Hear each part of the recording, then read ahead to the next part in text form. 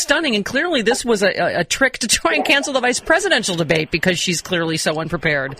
Have I seen it? I'm sorry to tell you, yes, this is what happens in a closing society, is a gang of thugs who seized control of the whole system, basically, make sure that there will be an election. I mean, I'm not sure they'll suspend it. I think it's more likely they'll corrupt it. Well. What they try to do is corrupt the election, then make sure that their guy or girl, a figurehead, wins. And so my calculation with Sarah Palin is that she reminds me a lot of Evita Peron or a lot of these, figureheads in Russia. No, seriously, very pretty and good at waving. But yes, exactly. But it seems like they're like rebranding the same police state because Karl Rove's aides are all around her. She's carrying water for Rove and Cheney's policies, not McCain's.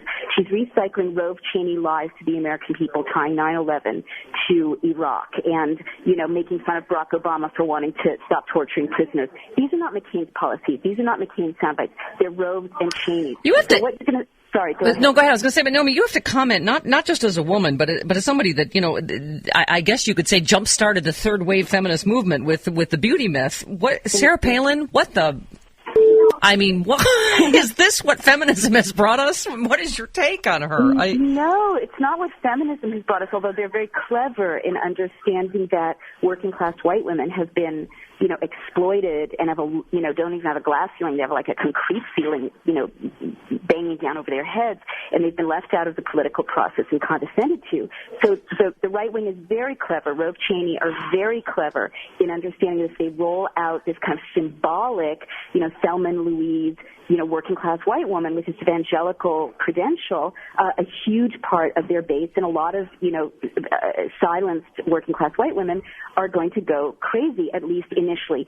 Thank God women are not stupid because, Sarah Palin's numbers are sinking in terms of support from women as they discover that she speaks in tongues. No, that's what you have to hope. A passport. Yeah, absolutely. That's you have to hope because I've never seen anything so insulting to women to nominate somebody who is clearly the most unqualified vice presidential candidate in our history and think we're all just going to go, oh, she's a girl like me, Yeah, no, absolutely. But I guess the reason I keep being such a downer is if they corrupt the election, it doesn't matter. It basically doesn't matter what women think, what voters think.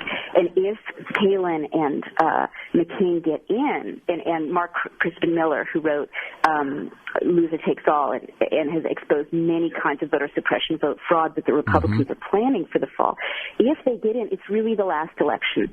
It really is. Because what will happen subsequently is with FISA gone, with constant surveillance, the people who are in power now are going to be able to read the memos and strategy plans and, campaign speeches of their opponents while they're still in the computer forever. They're doing that now. There will never be another true democratic election. Naomi, you are oddly distressing and comforting at the same time, and I don't know what that is about you. However, the truth. I'm sorry. The truth is, it is very dark times we're in. But I love the American people because when they get it, they're ready to face it. That's what I've been finding. And by the way, my audiences these days are as much conservatives and libertarians as liberals because everybody's freaked out. Yep. They know this is not. They recognize this is really important. Conservatives are starting to recognize that you are not safe in a police state just because you vote. Naomi, I say it all the time that my dad ran with Goldwater in '64, and I think they both would be spinning in their grave at this Republican ticket and this Republican Party today. So thank you for doing the Lord's work, and you terrify me, and yet I'm oddly compelled to talk to you. But can I just share, Stephanie, that in the new book, Give Me Liberty, I go back to the core principles that the founders, all of the founders, the unknown people who rose up for liberty as well as the better known, what they intended us to have. It's a far cry from the fake patriotism we're being force-fed right now. And I have 55 action steps that we can take to rise up and confront these abuses and restore liberty. And we need to take those steps because history shows only that will save us. That's right. Only you, and Give Me Liberty will save us now. Because you know what? You say you want a revolution? Want a revolution. You need to go out and buy Give Me Liberty, a handbook for American revolutionaries. And there's one of them right now, Naomi Wolf. Thanks so much, Naomi. Thank you, Stephanie. You are my soul sister. Yeah. Rock on. Back at you, sister. All right. There she goes. Hey! She's much hotter than Sarah Palin. Oh, God. Here, boy. Here.